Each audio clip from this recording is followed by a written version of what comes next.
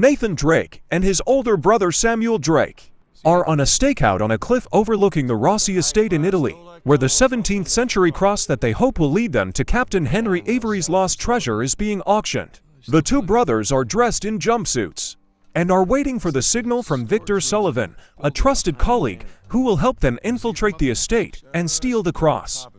Samuel expresses some reservations about involving Sullivan in their heist, fearing that he may double-cross them. Nathan reassures his brother, stating that Sullivan has connections to the people running the auction and that he is the reason they have been able to get this far without being detected. However, Samuel is still skeptical and wonders if Sullivan will back out at the last minute. Before they can discuss the matter further, Sullivan signals to them from inside the estate, and Nathan and Samuel make their way over. As they scale the ravine separating them from the estate, Samuel marvels at the feeling of finally being outside and appreciating the little things he has missed. Upon reaching the storage room, the brothers take off their jumpsuits to reveal their tuxedos underneath. They are greeted by Sullivan, who embraces Nathan after a long absence and finally meets Samuel. Sullivan then delivers the bad news. Their original plan to steal the cross before it was displayed has been foiled because the lot order was changed and the cross was moved to the display. The three of them brainstorm a new plan and decide to turn off the lights so that Samuel, disguised as a waiter, can steal the cross unseen.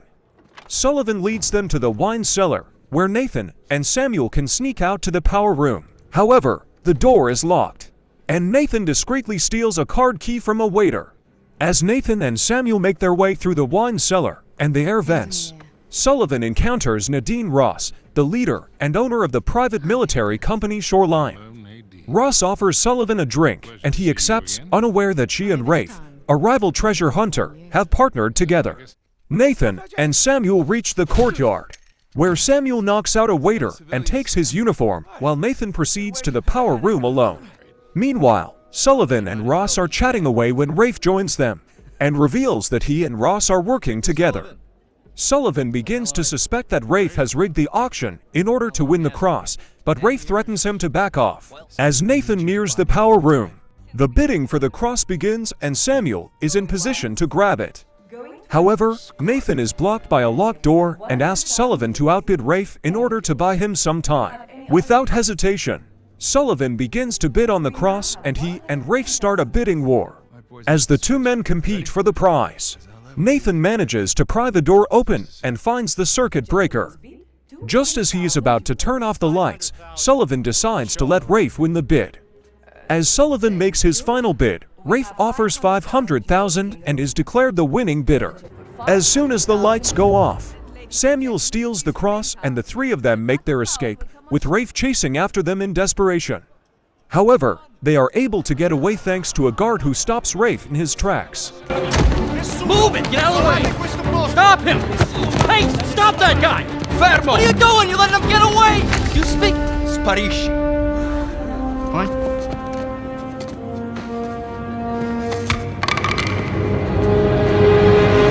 After narrowly escaping the power room and re-establishing contact with his companions, Nathan Drake sets out to find a way out of the estate. Using the rooftops to navigate through, Nathan sees the guests of the auction frantically fleeing and manages to get inside a study. However, his progress is halted when he is confronted by Nadine Ross, who demands the cross that Sam had stolen.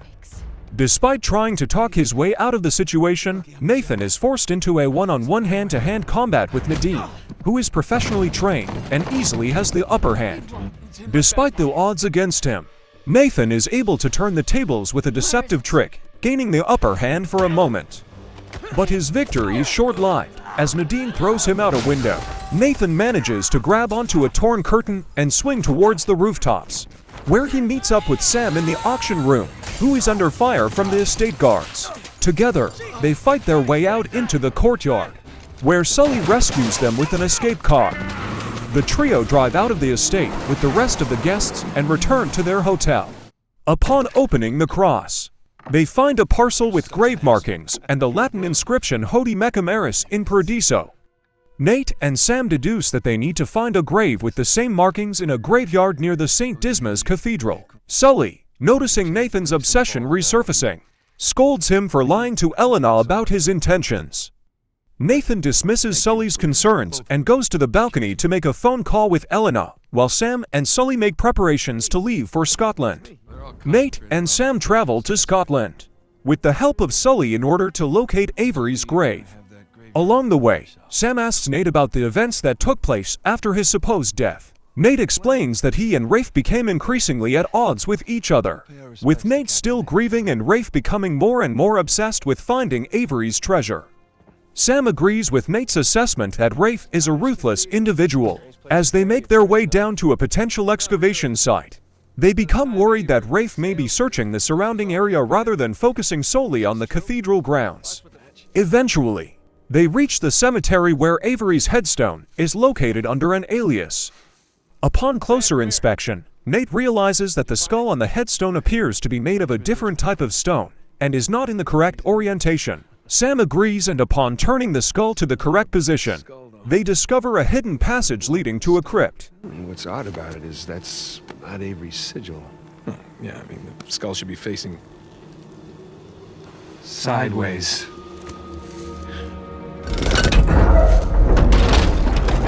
What is that? My God. You ready for this? Inside the crypt, they find 3 statues of Dismas, Jesus, and Justus, as well as a locked door and a lamp. Using Sam's lighter, they ignite the lamp, which causes sections of the wall to light up and release beams of light. Nate uses the wheels on the statue's bases to correctly adjust the beams, allowing him to open the locked door. Okay, let's give this a shot.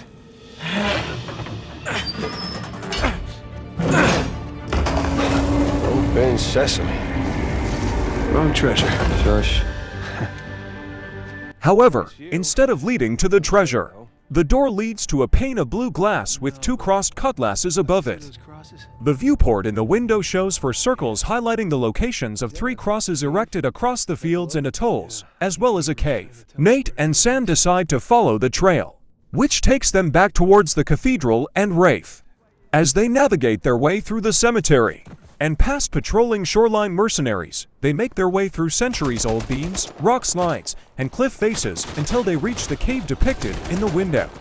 Despite shoreline patrols surrounding the cave, Nate and Sam are the first ones inside. Upon entering the cave, they find Saint Dismas statues and carved stairs, as well as a door with an unlocking mechanism that can only be reached by inserting an arm through a hole.